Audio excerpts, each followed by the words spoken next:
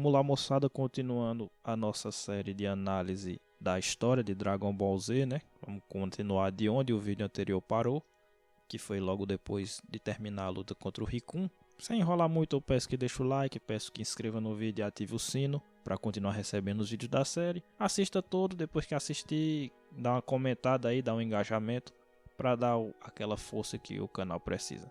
Vamos lá. Esse vídeo aqui eu acho que ele vai ser mais curto do que os outros, acho não, tenho certeza, porque a gente vai falar aqui só especificamente do resto da batalha contra as forças especiais Ginyu, né? Ou seja, daquela pequena luta que o Goku tem com o Jeice e o Butter, da luta contra o Ginyu, que é o foco principal daqui, e daqueles poucos eventos que acontecem depois que o Ginyu é derrotado, né? A análise que vai ser feita aqui, novamente eu não vou fazer resumo, não vou falar de evento a evento, vou falar só dos pontos que eu acho interessante. Mas só para que ninguém fique perdido, essa análise vai até o momento em que a luta do Freeza inicia. No vídeo que vem a gente fala só especificamente da luta contra o Freeza. Nessa faixa curta da história, né, que chama do arco, o arco de Ginyu, eu acho, que é oficialmente esse o nome, tem duas coisas só, dois pontos que eu gostaria de enfatizar, sendo que um deles eu já comecei a falar no vídeo passado, que é aquela história que eu expliquei do impasse mexicano, né, de que a estrutura da saga de Namekusei é, na verdade, uma estrutura de ação que se divide em três polos, que estão um brigando com o outro mutuamente. Então, o Vegeta briga com o Freeza, que briga com os Terráqueos, que briga com o Vegeta, que por sua vez também briga com os Terráqueos, que por sua vez também briga com o Freeza, e fica nisso. Todos eles querendo as esferas do dragão para si, cada um com seu interesse específico. Quando as forças especiais Ginyu aparecem, essa estrutura de três polos é momentaneamente desfeita, porque o Vegeta e os Terráqueos se unem para enfrentar esse inimigo, né, que é mais poderoso. Tecnicamente falando, depois disso eles não continuam mais fazendo coisas um contra o outro. O Vegeta e os Terráqueos meio que ficam aliados pelo resto da saga. Mas ainda assim, nesse momento a gente ainda vê, depois dessa batalha, a gente ainda vê alguns planos que eles tentam fazer um contra o outro, né? A gente vê que em algum momento o Vegeta planeja esperar os Terráqueos encontrarem as esferas do dragão com o radar e aí ele mata os Terráqueos e faz o desejo. Em outro momento a gente vê os próprios Terráqueos pegando as esferas e saindo de fininho enquanto o Vegeta está descansando para fazer os pedidos pelas costas dele, né? Aliás, esse plano quase deu certo. Mas enfim, então essa questão do impasse mexicano continua nessa parte aqui. E eu gostaria de chamar a atenção para o fato de que várias coisas vão acontecendo ao mesmo tempo, né, nessa parte da história, né? Por um lado você tem o Goku enfrentando o Ginyu e o Jeice, mas ao mesmo tempo você tem o Freeza, que vai buscar as informações que ele precisa com o Grande Patriarca, né? Porque só para lembrar vocês, a essa altura do campeonato o Freeza já tinha juntado todas as 7 esferas, mas ele não sabia utilizá-las, né? E aí ele se lembrou que num dos vilarejos que ele pegou uma esfera, um dos Namekuseidins disseram que ele disse que ele não conseguiria usar as esferas. E aí ele se ligou que tem algum segredo, algum código, alguma coisa. Então ele teve que ir atrás do Grande Patriarca para descobrir esse segredo. Os Terráqueos, no caso Gohan e Kuririn especificamente, vão atrás das esferas para tentar recuperá-las. O Vegeta também vai atrás das esferas para tentar recuperá-las, só que aí ele não sabe onde está, então ele fica esperando os Terráqueos pegarem para poder matá-los depois. E por sua vez os Namekuseidins, o Grande Patriarca envia o Dendê para contar para eles o segredo das esferas e como utilizá-las. Então perceba que tem um monte de coisa acontecendo ao mesmo tempo. Tem uma luta, tem o plano do Vegeta, tem o plano dos Terráqueos, tem o plano dos Namekuseidins. Aí a gente vê que esse negócio do Freeza termina numa luta também, né? Ele vai enfrentar o Neo, que é o Namekuseidin mais poderoso que existe, para tentar extrair dele a informação de qual é a senha secreta das esferas do dragão. Só que por sua vez o Neo tem o plano de ganhar tempo. Então o Neo sabe que não tem chance nenhuma contra o Freeza, mas quanto tempo ele puder ganhar melhor, porque é o tempo do Dendê chegar nos Terráqueos e eles fazem os pedidos. E aí as coisas vão se desenrolando dessa maneira. Aí depois a luta do Goku com o Ginyu se desenrola do jeito que a gente vai explicar daqui a pouco. E eles também vão para esse foco de ação, né? E aí fica tudo meio concentrado ali. O Vegeta, os Terráqueos, o Ginyu, o Goku, todo mundo ali. E em outro lugar o Freeza enfrentando o Neo. Mas no primeiro momento perceba que tem vários polos de ação. Várias coisas acontecendo ao mesmo tempo, que o Akira tem que administrar de uma forma, novamente, dinâmica, sem perder muito tempo, sem enrolar muito, porque o ritmo da história pede isso, né? Mas desenvolvendo bem todas essas coisas. Então cada um tá agindo de uma forma lógica, com um plano que faz sentido, de acordo com seu próprio interesse, e isso vai costurando um enredo, não vou dizer complexo, mas mais sofisticado do que o que a maioria das pessoas costuma reconhecer em Dragon Ball, né? Então esse é um ponto que eu gostaria de enfatizar. Novamente, a Sagrina Mekusei demonstra que não tem muito como você analisar isso de boa vontade e achar que não tem enredo aí, e achar que é uma coisa escrita de qualquer jeito. Não é. É uma coisa que tem que ser bem planejada e bem pensada e bem feita, apesar de não ser a reinvenção da roda, né? Agora, o segundo ponto, que é o mais importante desse vídeo, é a própria luta contra o Ginyu.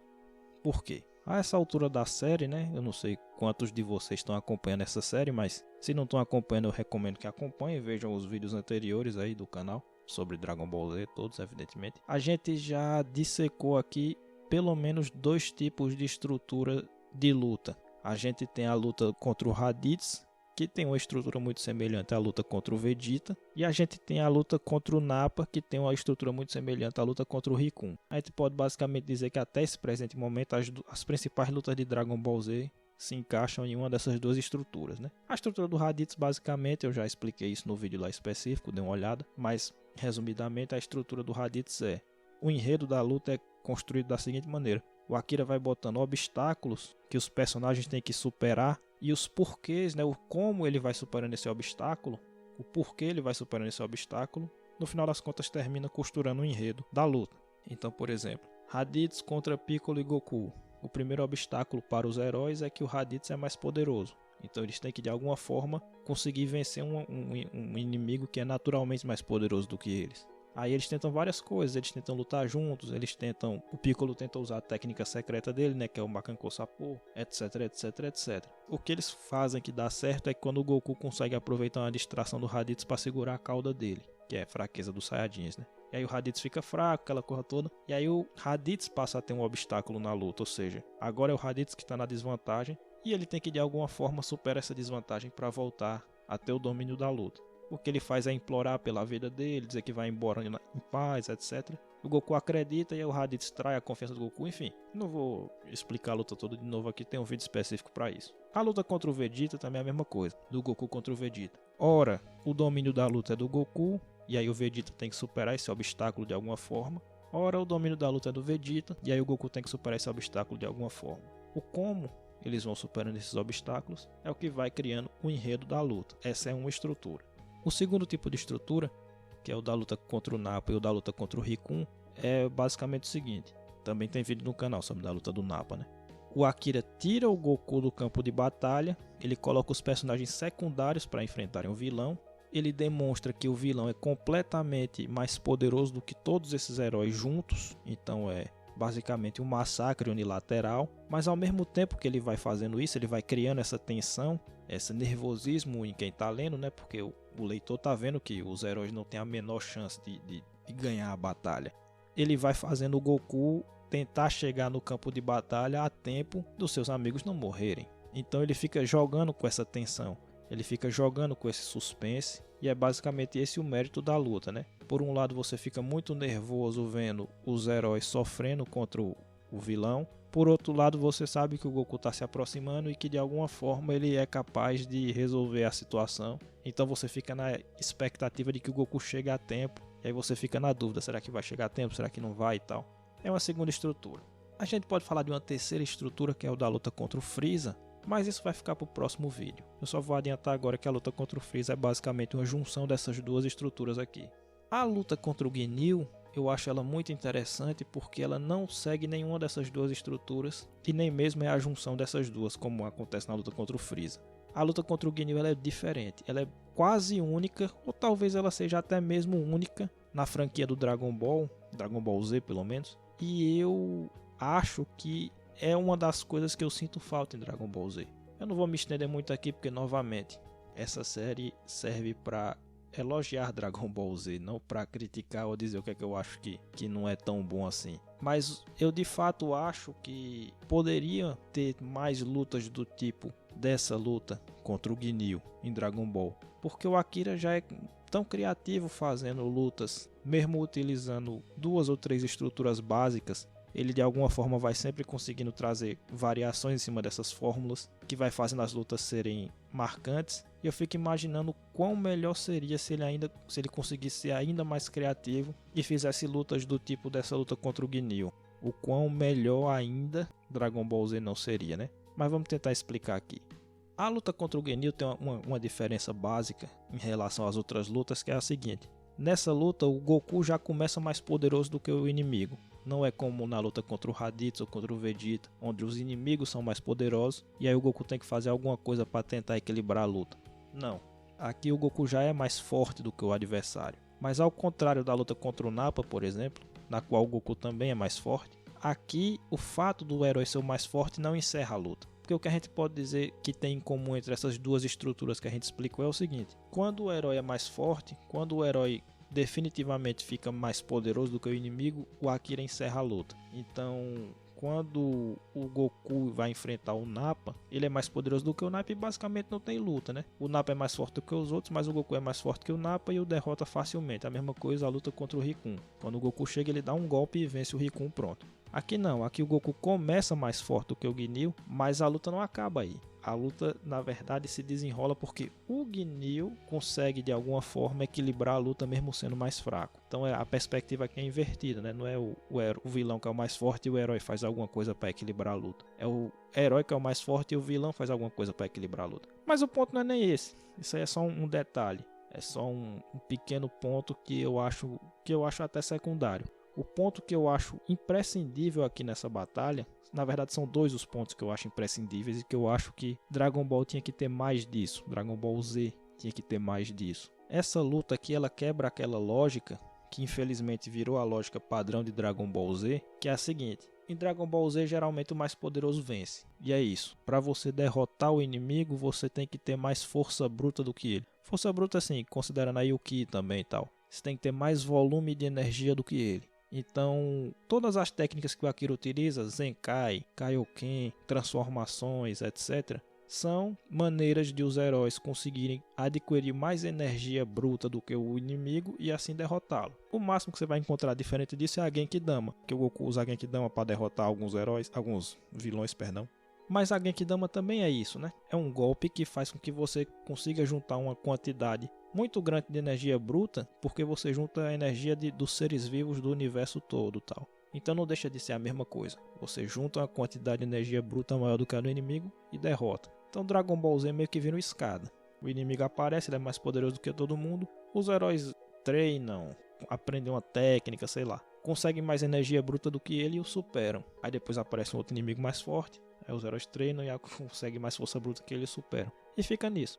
Essa luta contra o Ginyu não, essa luta contra o Ginyu é mais fraco do que o Goku, mas ele causa muitos problemas ao Goku porque ele tem uma técnica específica que consegue fazê-lo ter a vantagem na batalha. Isso eu acho que falta muito em Dragon Ball. É você quebrar essa lógica simples de que quem é mais forte vence, para trazer um pouco mais de sofisticação no sistema de batalha, vamos dizer assim. Uma coisa meio aquilo que tem em One Piece, por exemplo, que o Luffy enfrenta o Enel e ele é muito mais fraco que o Enel, mas ele derrota o Enel porque o poder do Enel é de eletricidade e ele é de borracha. Então o poder dele casa com o do Enel e aí ele derrota um cara que é 1000 vezes mais forte que ele na época que eles estão se enfrentando. Esse tipo de coisa, entende? Ou então uma luta que é resolvida na base da estratégia, como as lutas de Jojo, sei lá. O que eu tô querendo dizer é o seguinte, eu acho que faria bem a Dragon Ball variar um pouco essa fórmula. Na verdade eu acho que no Super, o Toriyama até meio que se atentou um pouco para isso e colocou um ou outro cara que tinha uma técnica diferente, né? Eu penso no Hit, com salto no tempo e tal, que é uma técnica apelona por si só. O Ginyu tem essa de troca de corpo, o Guldo, do primeiro que vai pro campo de batalha das forças especiais Ginyu, para o tempo. Enfim, só que a luta do Guldo praticamente não existe, né? Rapidamente ela termina. A do Ginyu, eu acho muito interessante esse primeiro ponto. O obstáculo é colocado não porque o adversário tem mais força bruta, mas porque ele tem uma técnica que é capaz de fazê-lo vencer até inimigos muito mais poderosos do que ele. E eu acho que Dragon Ball faria muito bem se tivesse mais desse tipo de luta. É aquilo que eu disse há alguns minutos atrás, né? O Akira já consegue fazer lutas tão criativas, variando 2 ou 3 fórmulas. Imagine se ele colocasse esses elementos também. Se ele pensasse em algumas técnicas muito específicas, muito apelonas, que conseguissem fazer personagens fracos bater de frente com personagens fortes. E a segunda coisa que eu gosto muito nessa luta, que tem a ver com o primeiro ponto, é como o problema da luta não foi causado pelo fato do inimigo ser muito forte, a solução da luta também não vem com você ficar mais forte do que o inimigo, porque você já é mais forte do que o inimigo. Então a solução do problema dado tem que ser a superação da técnica específica que o inimigo tem. E aí nesse caso a luta é resolvida de uma maneira até meio cômica, né? Quando o Goku joga o sapo na frente,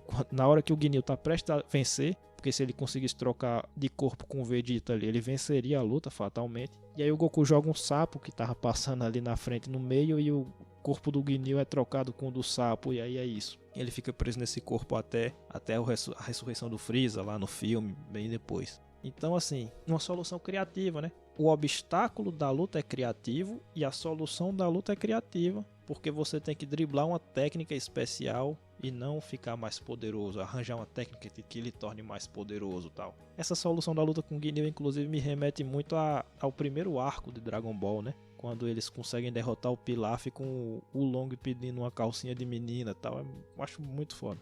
Eu acho divertidinho, né? Eu sei que tem muita gente que não gosta do humor do Akira. Eu acho divertidinho também. Mas mais importante do que divertidinho, eu acho que é diferente do que o que se tornou o padrão de Dragon Ball Z e de Dragon Ball Super. O Dragon Ball clássico talvez tivesse um pouco mais, mas no Z e no Super é muito raro acontecer isso. Na verdade, eu acho que só aconteceu aí mesmo. Então, essa luta contra o Ginyu é simples, é curta, não é muito... Enfim, não é muito sofisticada, não tem grandes roteiros, não tem grande nada. Mas eu acho que ela poderia ser uma fonte de inspiração muito grande para a própria obra de Dragon Ball, se inspirar e conseguir fazer algumas coisas um pouco diferentes, variar um pouco em cima daquela fórmula que no Dragon Ball Z eu acho que deu resposta, mas eu acho que no Super já ficou meio cansada. Eu particularmente fiquei meio cansado dessa fórmula no Super, né? Então eu acho que a luta contra o Ginyu poderia ser uma inspiração para outras batalhas, sei lá, para tentar dar uma revigorada na franquia, enfim. Então fica aí esse ponto levantado de como a luta contra o Ginyu, muita gente não presta atenção nela, mas ela é bem criativa e é meio que uma pérola ali escondida, né? É uma luta que eu gosto bastante, que eu tenho um certo carinho por ela. Como eu disse, o vídeo não vai muito além disso não. Vamos ficando por aqui. Peço de novo o like, peço a inscrição. Ativa o sininho para continuar recebendo. Semana que vem, se der tudo certo, a gente vai analisar a luta do Freeza, né? Que já adianto logo que para mim é a melhor luta da história de Dragon Ball, da franquia toda de Dragon Ball, e uma das melhores lutas da história do Shonen. Quero que você comente aí, que você dê seu feedback. Diga o que é que você acha dessa luta contra o Ginyu, das ideias que eu trouxe aqui, enfim. É isso aí. Agradeço a quem já está ajudando, quem já está vendo, quem já se inscreveu, quem já está dando like, etc. Muito obrigado. Semana que vem nós estamos de volta, se der tudo certo. Valeu.